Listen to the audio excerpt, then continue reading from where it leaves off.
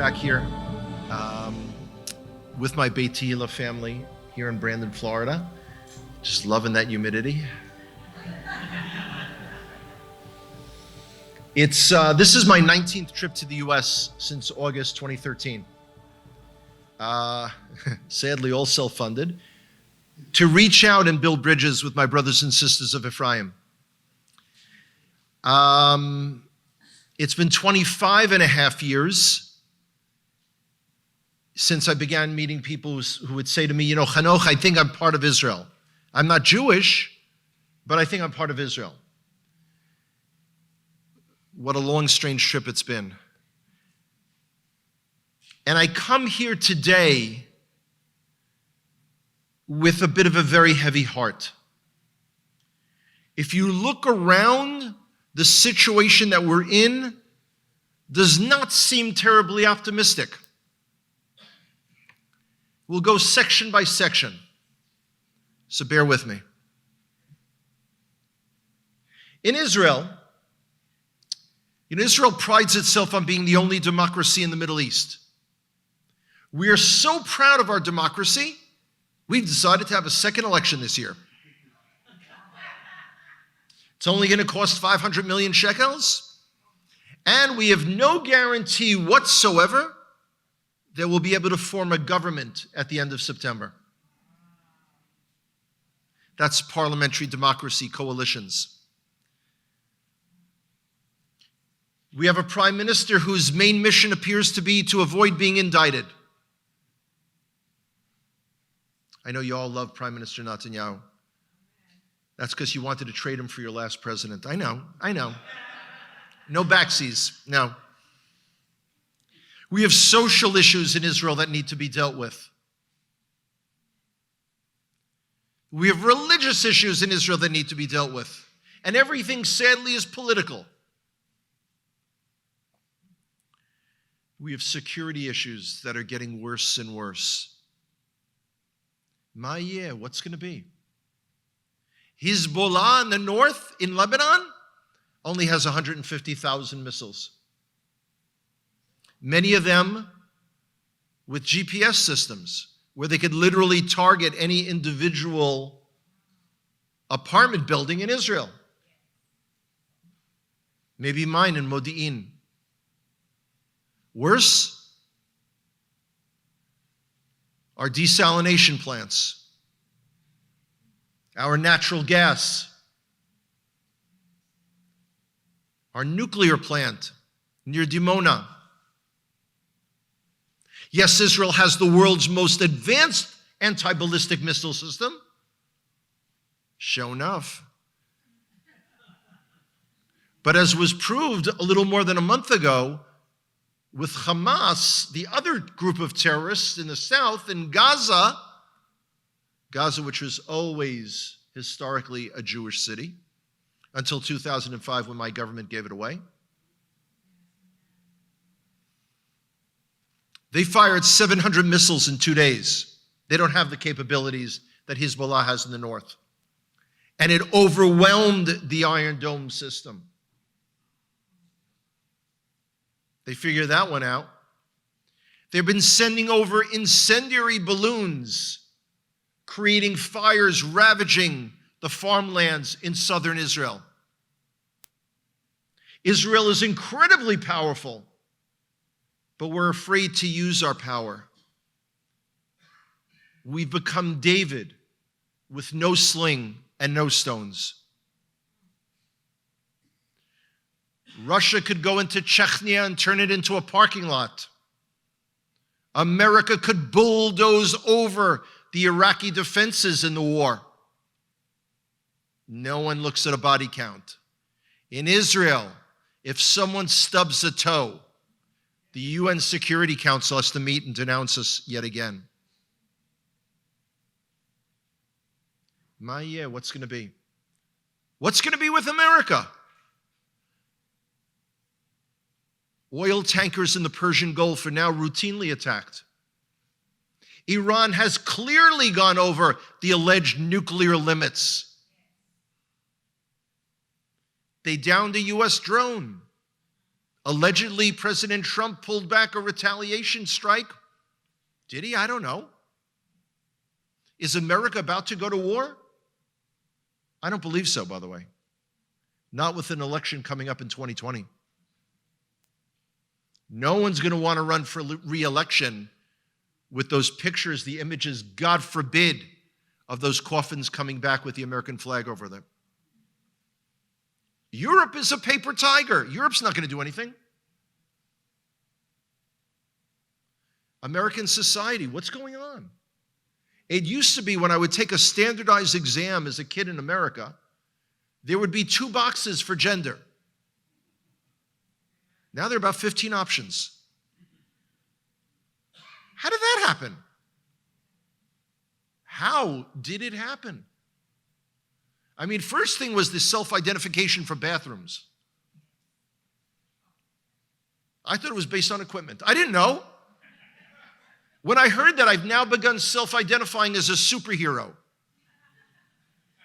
No, it hasn't worked out very well. I'm trying to make light out of a situation that's bizarre and absurd. Before we take a look at the Hebrew roots movement, and I'm in a very unique position. I'm the Jewish guy, I'm the outsider that has spoken at more Hebrew roots, Messianic believing, 2-house congregations in the United States of America than just about anyone else. And I could give you the long list of places that don't want to have me back, because their idea of a reunion of Judah and Ephraim, all based upon mutual respect, that's my thing, they don't have it. They don't have it. And until I begin believing what they believe, they won't let me in the door, or they won't invite me back. But they think it's outrageous that there are people in Israel that are sitting there saying the same thing about all y'all. When they become us, we'll let them in. You know, do you not see? I'm not the only Jewish guy that knows you're Ephraim. But astoundingly, I remain the only one, traveling around to embrace his brothers and sisters without precondition, all based upon mutual respect for the reconciliation and restoration of all of Israel. So before we pick on the Messianic movement, and I tell you what's going on, let's pick on the Jews. Oh, yes, he is. People think we've got it all together. First of all, the we is a royal we. Let's talk about 2 different things first at the same time. We in Israel have a much better chance of getting it all together. The disinformation, the lack of insight that people have about Israel, even those who claim they love Israel, it's astounding. People ask me, Hanoch, in Israel, did like people study the Bible? Did they have like Torah studies like we have at, House of whatever? Like, seriously? Do you know we have a national Tanakh contest? Tanakh, Hebrew Bible. Torah Nevi'im Ketuvim. That even in the secular schools, the kids study the Bible. They don't study it well, but they study it. Not like here in America. Forget the Jewish community in America. Forget them. They're gone. There is a sorting out process, a shakeout going on amongst all of us. Jews, Ephraimites, Christians, everyone. And the ones who are going to make the final cut on the roster are not necessarily the people that appear obvious to you. America is the 2nd largest Jewish community in the entire world. Israel by far is the largest, 6,750,000. With the largest birth rate, Jewish birth rate in Israel is larger than any other developed country in the entire world. Be fruitful and multiply, in caps and italics. No doubt about it. In America, you've got about 4.8 million Jews, and by the time I finish this talk, there'll probably be less.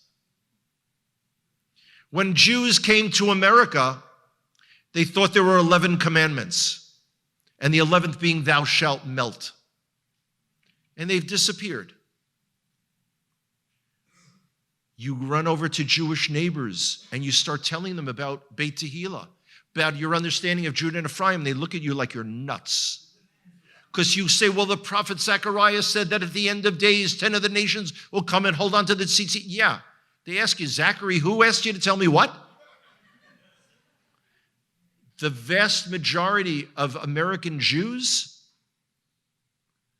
are Americans, liberal Americans, who by accident of birth happen to be born of a Jewish mother.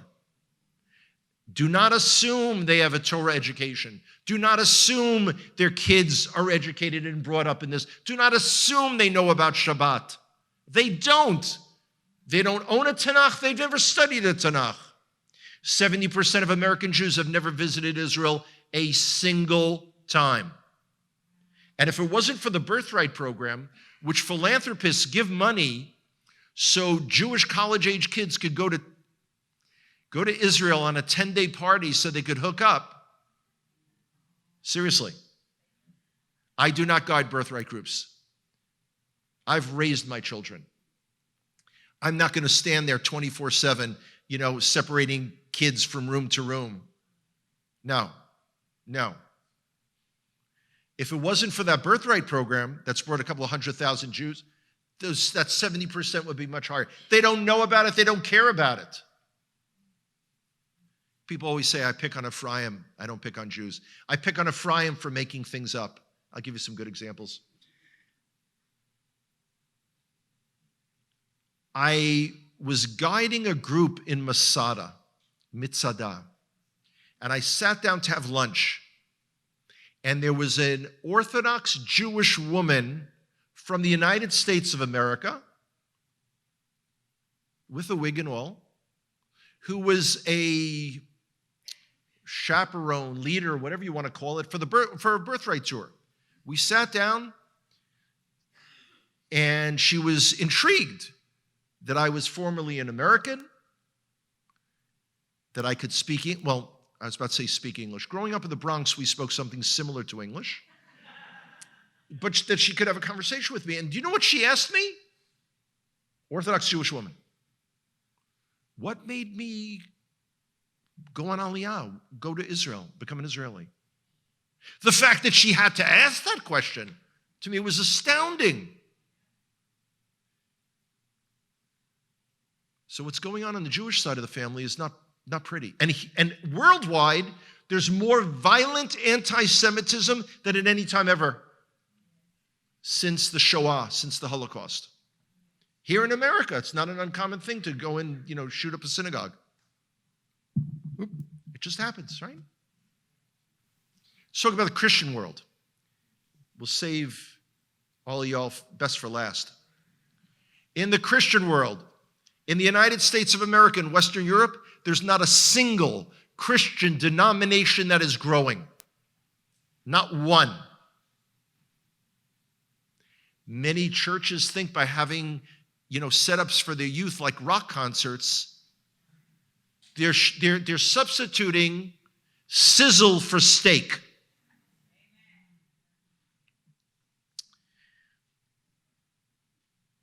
There is growth of the church in Asia, Africa, and South America. Not in America. And what we think of as Christian Europe, that's a historic term. Nothing in the present. They're gone. I have met since April, I've guided a lot of day tours, a whole different ball of wax, of secular Europeans, all who had been born Christian, who are beyond clueless about anything.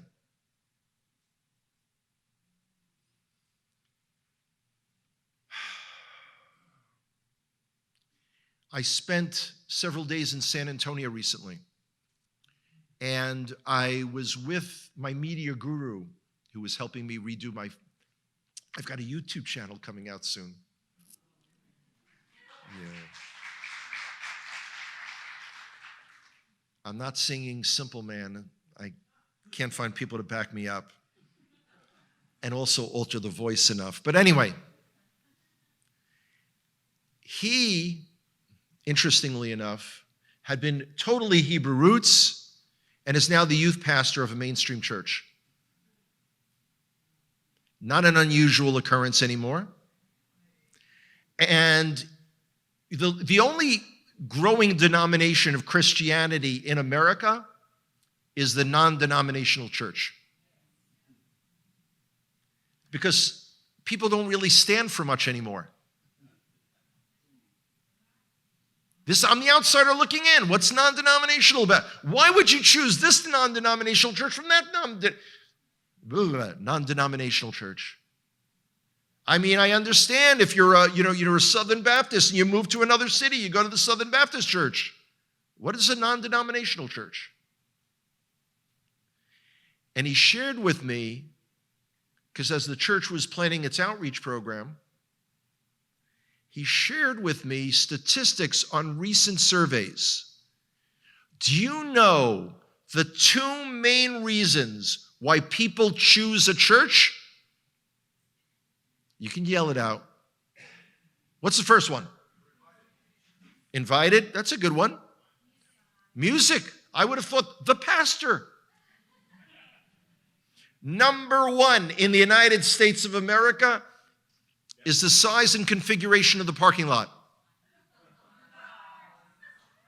Number two, do they have a coffee shop or not?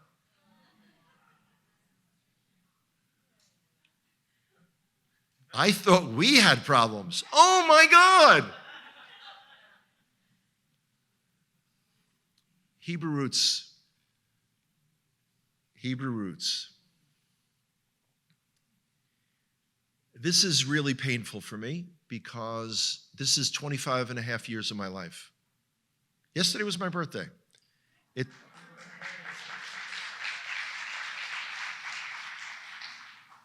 It's really, thank you, but it's not that big a deal. I've been 39 before, a couple of times. It's fine. As long as the numbers don't change, we're okay. Remember, you can only be young once, but you could be immature forever. It's fine. This movement is fracturing, splintering, falling apart. Why? Because everybody is so busy patting themselves on the back that they're right and looking down and spitting upon anyone else in the movement that doesn't believe exactly like them. How do you tell the new month? Is it the sliver? Is it the conjunction point? People making stuff up. Oh my God. Oh my good. The flat earth. That's a big thing again. What does it matter? What in this service that you've been participating in since this morning would have changed if indeed the earth was flat? People are, instead of studying scripture, are sitting trying to figure out how all the employees of NASA, the space agency, for all these years have kept the secret that there never were men up on the moon. Who cares? As far as I'm concerned, the moon is still made of green cheese. I don't get to eat it. I don't care.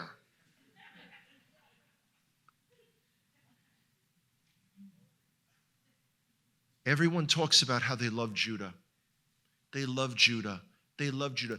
You cannot claim to love your Jewish brothers and sisters. I've said it here before, and I'll keep saying it. If you have nothing but disgust and disdain for the way we lead our lives. Doesn't mean you have to agree. Remember, what was it that Hashem, that God commanded us? To love one another. He never, ever intimated that we had to agree. Who cares? The other hard thing for people in this movement is they don't want to let God be God. They say the opposite, but they do not show any faith in letting him do his job. They want to correct everybody because they're right. 5 years ago, they were a hair on fire Baptist. I got to see baptisms guiding a group at Yardenit not long ago. Amongst the catfish there. I don't know why the catfish swarm there. Why anyone would even consider eating a fish that has a mustache is a little beyond me. But I noticed the Baptists still practice waterboarding. Isn't that illegal in America? Didn't you guys? No, I guess not. I'm trying to make light of a situation that is horrific. It's absolutely astounding. Congregations shrink. This is like the mega church of this movement.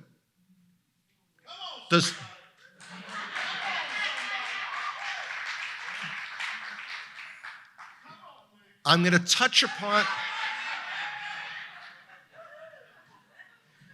I want to learn the trick where I put up my hand and somehow it magically bounces off people's heads and they go flying down. Can you teach me that? Okay. I'm going to touch upon the reasons why this is happening, but I'm going to develop it further in a much larger presentation with fancy slides and everything when I'm back, God willing, in January. It's my only trip to the U.S. this year. I used to come 3 to 4 times a year. If you're not focused on Israel, if Israel isn't the hub of your congregation's focus, you will fail. Without a doubt. We, collectively, the people of Israel, we are called upon to be a certain type of people living a certain way in a certain land. Period and end. We're not there yet. We're not there yet, admittedly. But if Israel isn't your... Do you know I've gone to congregations where out of 40 people in front of me, 3 have been to Israel? No one planning to go? Because, people need a new truck or 2 new trucks, in some cases. They need an RV. They need to go, whatever it is. They need to go to Hawaii instead of Israel. They need to go hiking in Vietnam. That's become a thing. I was almost of the age where I could have gotten that all-expense-paid trip from Uncle Sam to go hiking in Vietnam. They would have given me a uniform and a weapon. Yeah. Thank God I missed that experience. Unbelievable what is going on. If Israel is not at the core, and if you cannot truly love your Jewish brothers and sisters, you will fail. There's no doubt about it. There is an ingrained Jew hatred amongst the majority of people in this movement. Yes, those who wave the banners, Judah and Ephraim, those who run around singing and dancing together. I recently spent Shabbat with dear friends and brothers. Brother and sister, excuse me. And another couple came to visit with us. They came to see me, which was very nice. Came over on Shabbat. These are people I know. They may even be watching this. They had been on my Connect to Israel tour. And as they were telling the story, long how we got there, but they were telling us the story of buying their first home in Florida, of all places. And they were saying how they got such a great, they went to a home that they liked, wasn't even up for sale. But they told the owner that they, when he finally decides to sell, to call them first. And he did. And they were saying how he made them such an amazing offer. They accepted it right away. They didn't even have to Jew him down.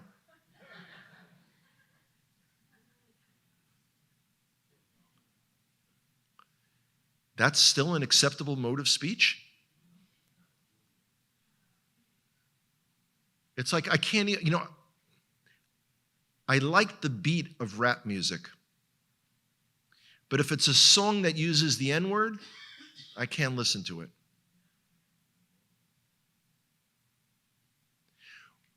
It doesn't matter who the artists are, the singer, I can't listen to it.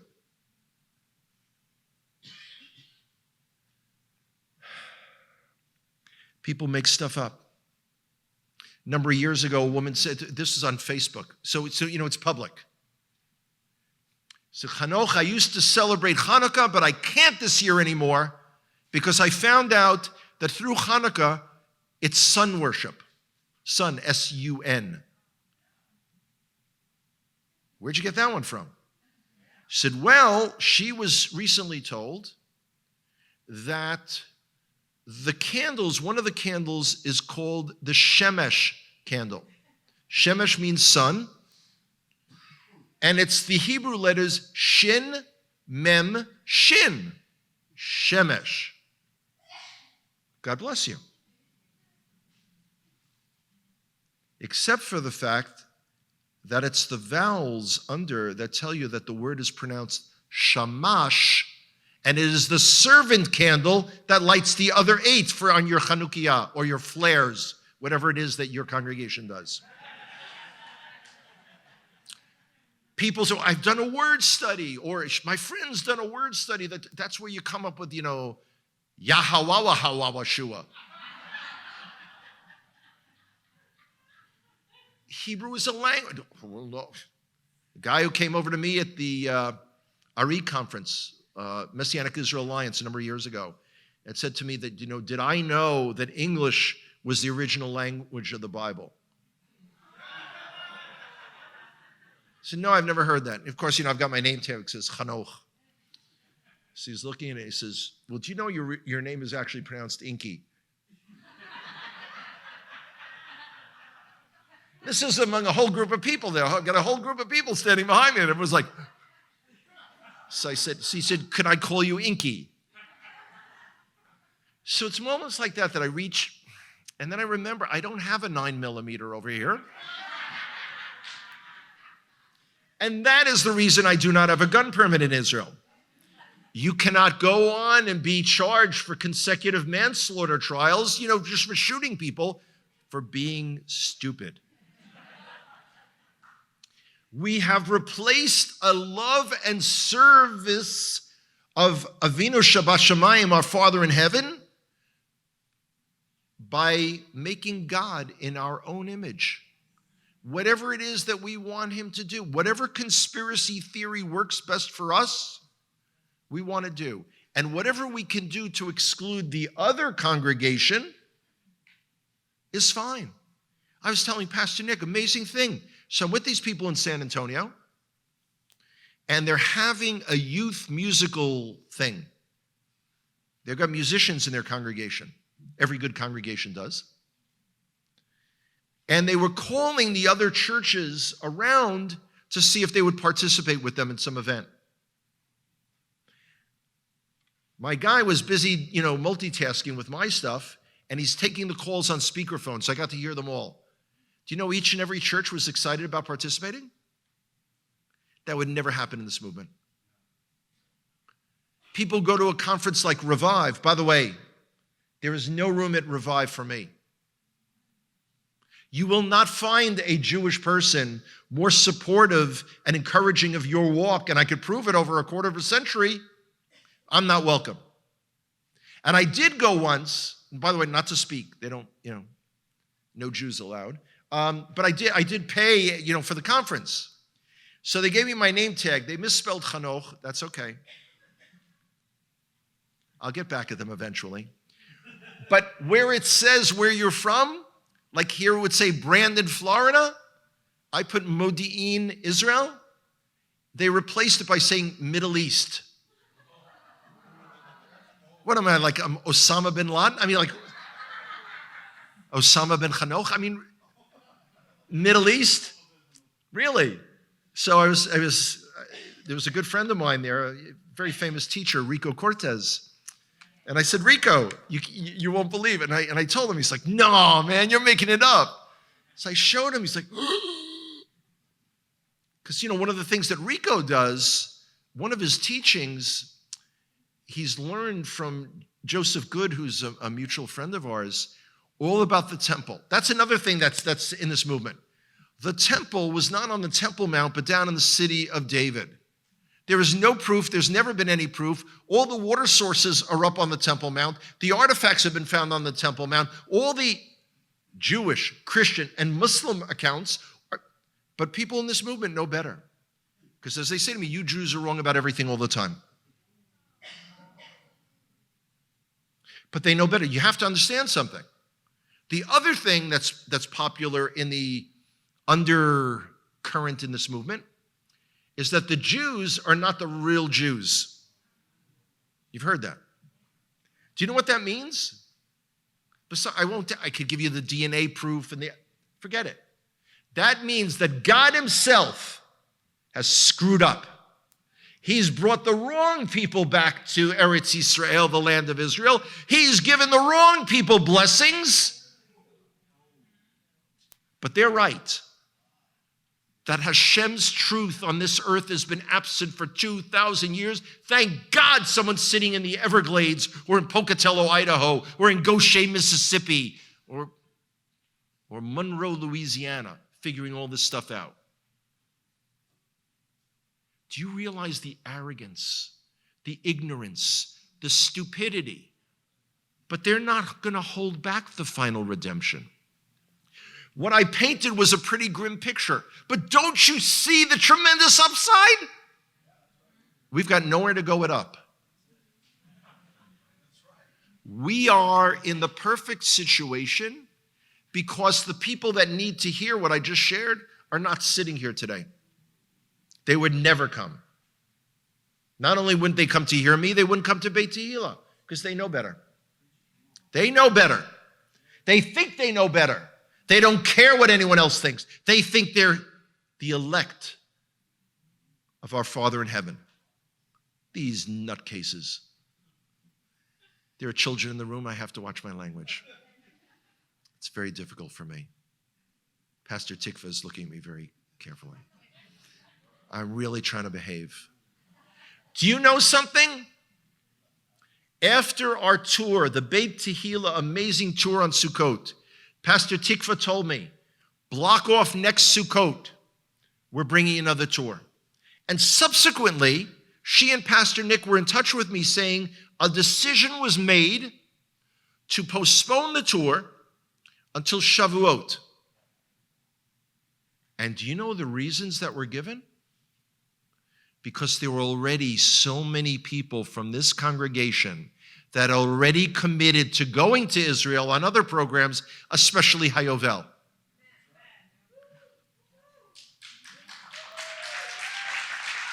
That has never, ever, ever happened. Do you realize I've been a tour guide for 6.5 years? You don't have any idea how many times people have told me, we want to bring a congregational tour to Israel. And the only time it's ever happened in this movement is Beit Tehillah. Everyone else, they can get together 6, 7, 8, maybe 8 people. I got a group of 10 from Saskatchewan. That's when it was 41 below. No, it was 12. No. 10. 10 people. That was the most, and that was from an entire province in Canada. It was 41 degrees below zero when they came. They were happy to be in Israel. Rain and all. That was in January. People don't realize Israel's not cheap. Not at all.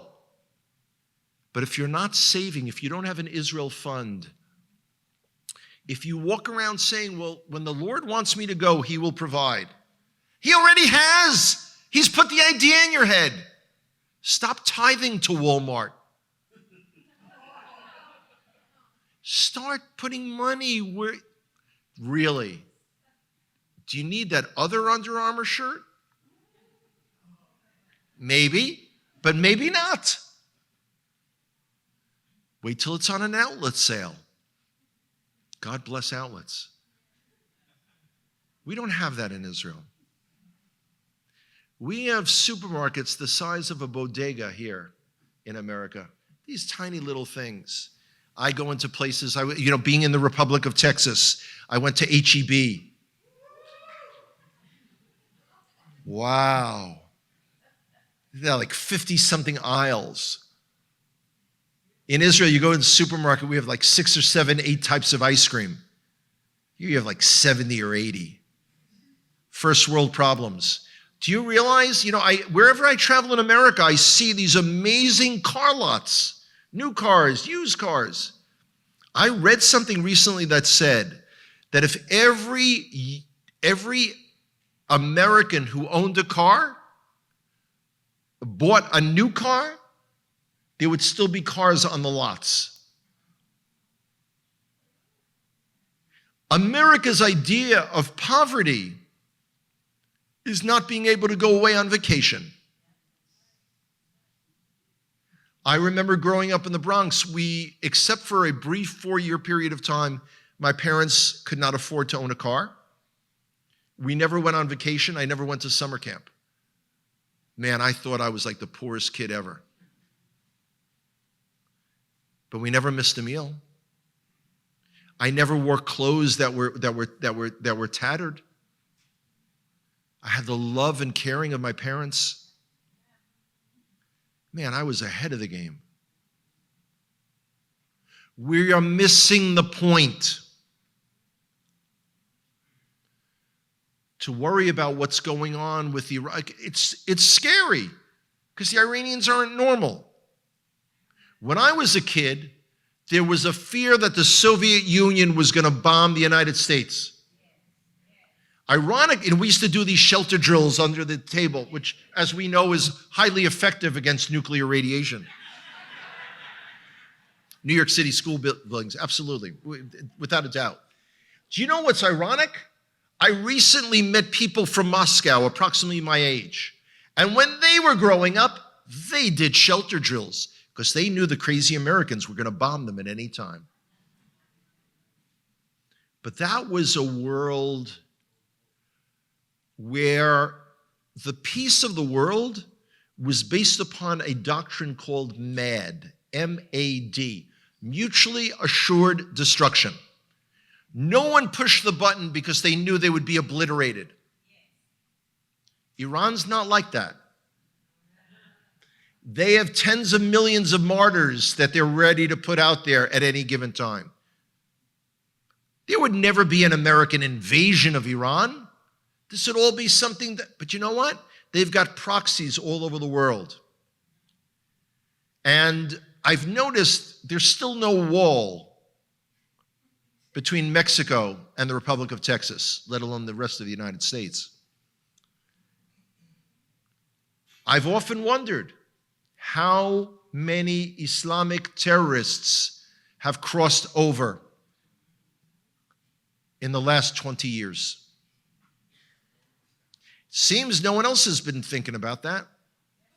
Do you know, I got to tell you something. I had an interesting experience. One of the things that I did when I was in North Carolina, my dear friend and brother, Mike Clayton, took me to Cherokee. I had wanted to go to Cherokee, North Carolina for the longest time. I've long felt an affinity, not only with the Native American tribes in general, but specifically with the Cherokee Nation. Absolutely. And you know, they had a shirt there, and it showed several Native American warriors. And on it, it said, "We should have built a wall." And I thought to myself, what an interesting perspective. What an interesting perspective. We live in a world that can occupy us with fear.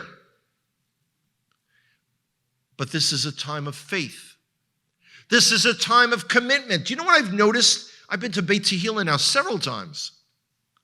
There are always people working the cameras. Pastor Russell has his indentured servants, back there. Hey, y'all. There are greeters. There are people to serve the salad. There are people to clean up after the salad. There are people who are taking care of other kids' children. It's one big family.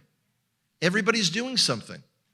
As opposed to congregations that split off every 2 or 3 months because everyone wants to be the pastor. Because the pastor gets to get online first. Actually, someone told me that. A congregation that I go to routinely has had to downsize their paper plates because people are showing up near the end, getting online for oneg, and heaping these. And what's amazing, there's a skill to this. You build kind of a pyramid style, going up this way, and you could actually carry an enormous plate of food. That's your focus? Our focus needs to be our Father in heaven. And when I say Israel, I mean all the people of Israel, the Torah of Israel, the land of Israel, and the state of Israel. Don't worry if you don't like our government. I don't like our government. So I get to vote in the elections. We only have 26 parties that run. No, actually, that's not true. 26 parties that are in the running for a seat, and then a lot of other parties that just, have no chance at all. We're the ultimate in democracy, or stupidity. I don't know which one. You're looking for your inheritance? Well, Carolyn's going to be going and picking grapes, building. When the prophet said that there would be, once again, there would be vineyards in Samaria, in Shomron, there wasn't a single person, not near Lavi of Har Bracha, and not the people of Tura or any of the other wineries, the vineyards. They went and they built it. My mother of blessed memory used to say, God helps those who help themselves. If you're looking for the verse, it's in 2nd Abigail, no. But it's true. We are called upon to act. We don't eat anything. We don't observe just anything. We are called upon to be set apart. We are called upon to stand together as a people. And you know what? If you're posting on Facebook and your posts are generating more heat than light, you're doing something wrong. Stop beating people over the head for not believing like you do. And I don't mean us. I'm talking about other congregations similar but different than yours, and even worse, your Christian relatives and neighbors who are not on the exact same walk that you are. If you call people pagan, if you take your Bible and slap them on the side of the head and try to take them chapter and verse, hey, it hasn't worked with us. It's not going to work with them.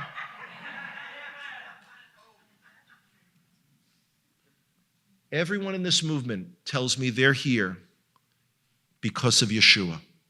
They tell me it's Yeshua that's brought them to the Torah, that Yeshua is all about love. Don't you hate when the Jewish guy comes in and tells you this? That Yeshua is the epitome of love. So why do people leave this movement and tell me and others there was no love? Remember the person who said, one of the reasons people would go to a congregation because of an invite? One of the reasons people leave congregations because no one talks to them. No one welcomes them. The biggest fear in this movement is that, God forbid, people will convert to Judaism. I do not want people to convert to Judaism. It makes me different than anyone else in Israel, on the Jewish side of the family that knows who you are. I do not believe you should convert to Judaism. As I like to say, bless your hearts, we already have enough confused Jews. Okay? But that's the biggest fear. Do you know, in 25 and a half years in this movement, I can name, and I don't know them all personally, people I've heard of, I can name 10 to 12 people who converted to Judaism. There are probably more. But it's an insignificant number, but that's what everyone's focused on here. The much larger number are those who've left the movement and gone back to the mainstream church. Because it's easier. It's easier. They just switch back terminology. Yeshua becomes Jesus. Ruach HaKodesh becomes Holy Spirit.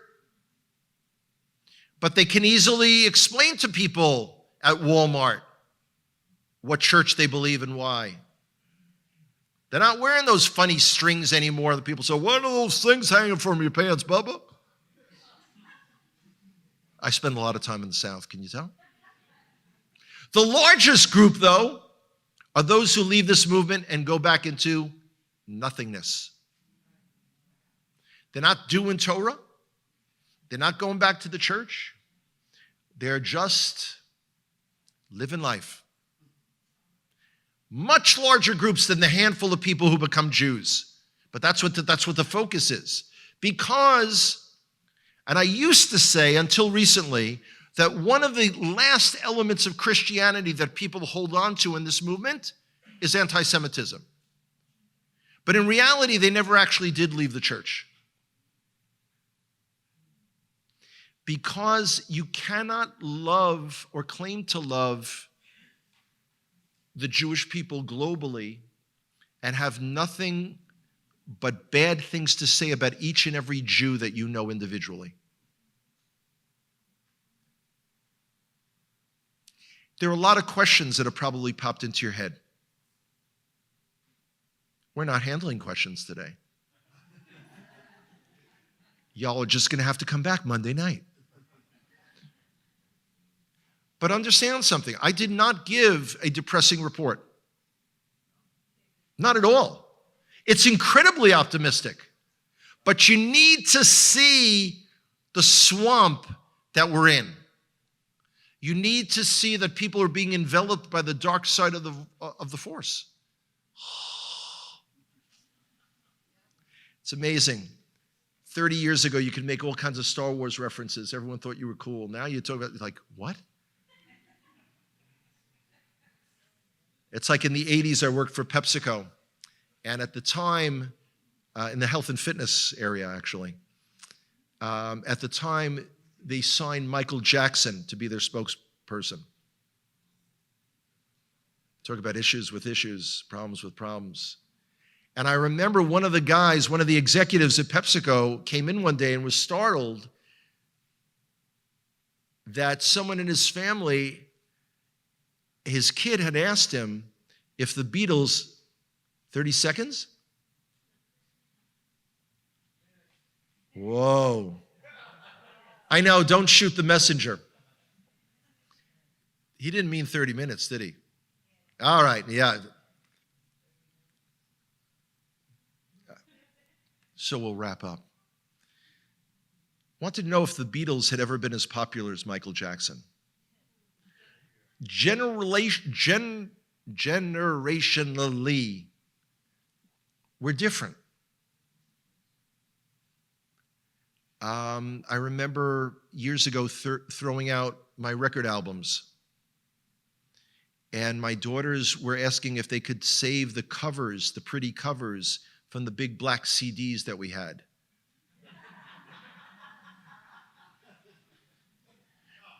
Do you remember when videos first came out? Again, my daughters were astounded. So in the olden days, if you didn't go see a movie in the movie theater, you couldn't rent it on video?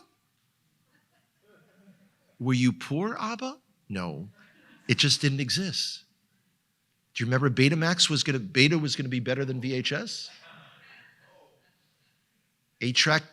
Wow, that's a rockin' car, man, if you had an 8-track. We never had that. The destiny of your lives and of your family's lives, of course, rest in Hashem's hands. But He gave us free will, and He's put it back in your lap. And He's saying, where are you going to run with this? Beit Tehillah is not just a place to drop in once or twice a week. This is your home away from home. This is where you can, the same way that you feed your family, hopefully with good nutrition. This is where you are spiritually nurtured. This is where this community goes from being a group of individuals with somewhat similar interests to a family. We cannot speak about restoring the family of Israel until we have families to deal with. It's pathetic that this is the largest group of every congregation that I've ever met. It's pathetic. I mean, on the one hand, you should be proud of yourselves, although there are a heck of a lot of empty seats.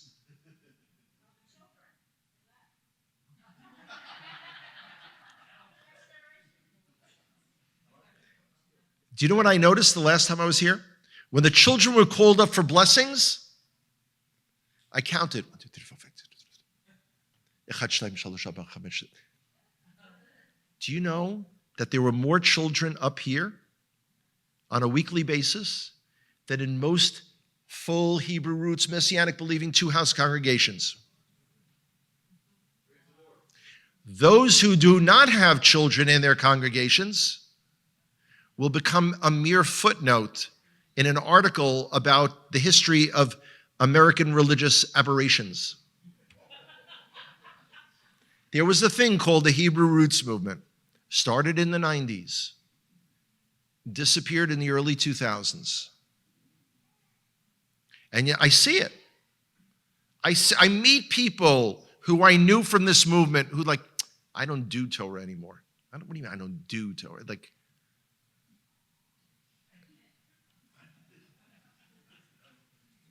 have you decided that it was wrong? That you misunderstood? No, it's too, we live in a culture that self-indulges. Think, for those of you who are young, think to a world without cell phones. Can't even imagine it. We actually used to make plans to meet friends to go to a movie theater, and somehow it worked. I'll meet you at 1 o'clock at the ticket counter. Somehow, yeah. Unbelievable. Somehow you got home at night without having, your parents. Yeah, amazing. But you know something? We've become an instantaneous culture, even more so than years ago with the pagers, with cell phones. We call someone anywhere in the world, and we expect them to be available for our call. I emailed him 3 hours ago. I haven't heard back from him. What could Tom possibly be doing that he won't respond to me? Sorry, Tom. Throwing you under the bus. That's what you get for sitting in the front row. I warned you. It's not about self-indulgence. And you know what? Our beliefs collectively do not provide instant gratification. You may have noticed. It may be gratifying to be in a worship service. It may be gratifying to be in a Torah study where you get a tremendous insight or you share an insight. But we're in this for the long haul. The end game is the reconciliation and restoration of all of Israel, the single most prevalent theme in the entire Tanakh, the entire Hebrew Bible. We have somehow, bam, I could have had a V8. By the way, we're not the only people that have received the divine invitation to participate in this movement.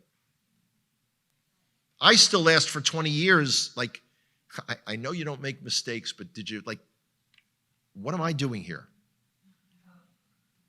And I doubt that I was the very first Jewish person that was called to this.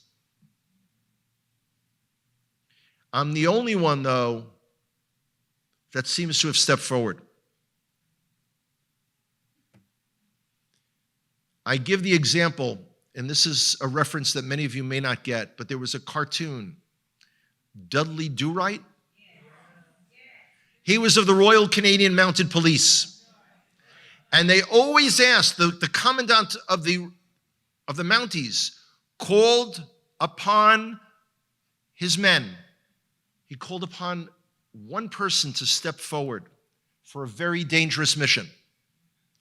And Do-Right was a dreamer. He was dreaming of the restoration. He's dreaming.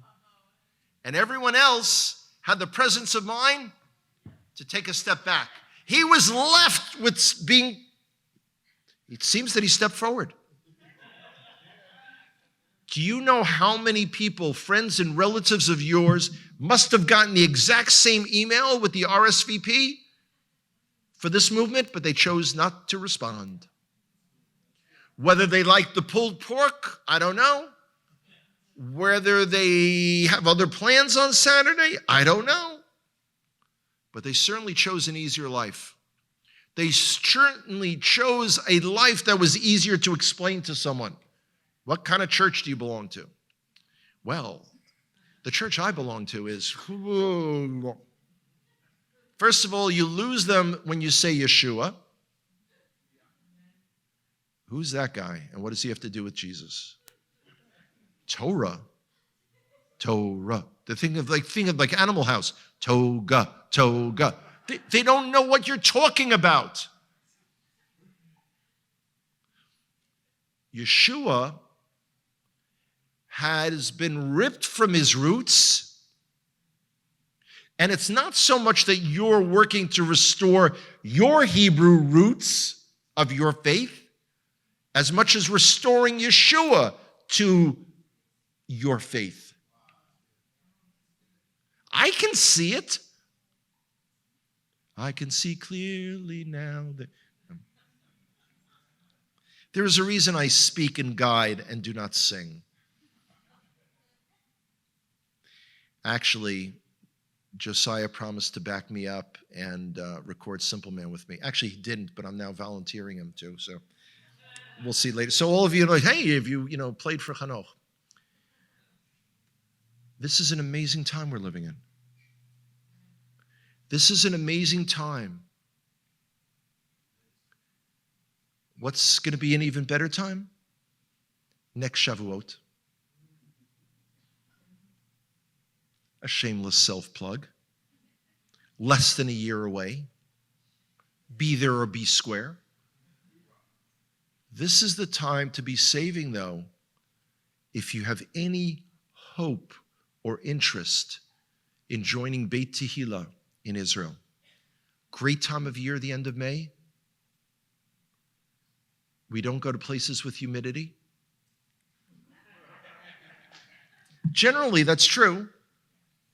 I have to tell you, in May of this year, I was guiding a group of the Dead Sea. Now, May is still somewhat springtime. And it hit in Fahrenheit temperatures. I realize I'm speaking to Americans. Because when you tell Americans, they say, what's the temperature going to be like today? And you say 34 degrees. So, I didn't bring my fleece. No, that's hot. It was 116 Fahrenheit at the Dead Sea after being at Masada and Ein Gedi. But it was dry heat. In Florida, it can be 75 and you can feel like you want to claw your skin off. Pastor Tikva is building an amazing tour experience, different than any other tour this congregation has gone on. You've got Israel's most lovable tour guide.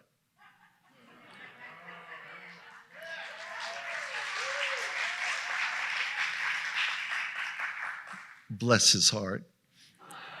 That's such a great expression, too, by the way. Bless your heart.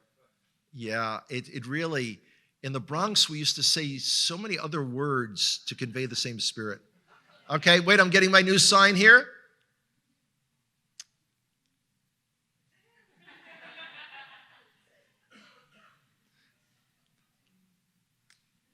They're so sweet.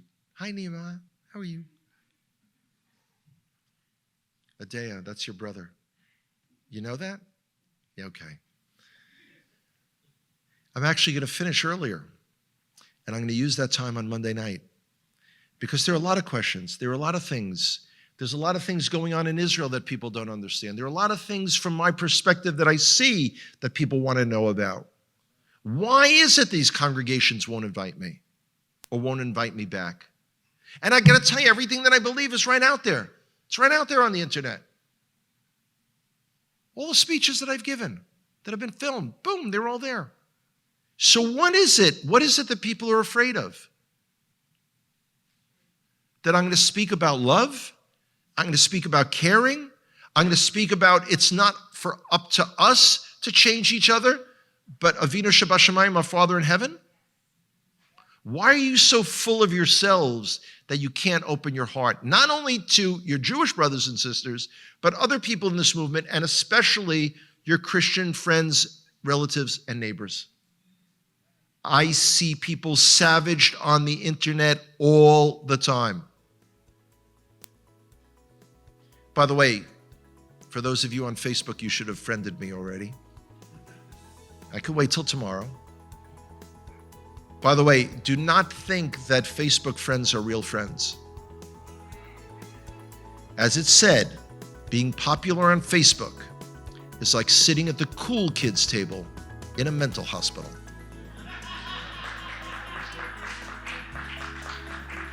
People say, Hanoch, you have so many friends. No, I have acquaintances on Facebook. I live on Facebook. I don't live in Modi'in, Israel. I live on Facebook. It's a great way to communicate with people.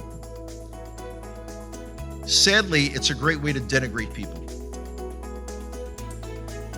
Put a little love in your hearts and let God be God. Thanks, guys.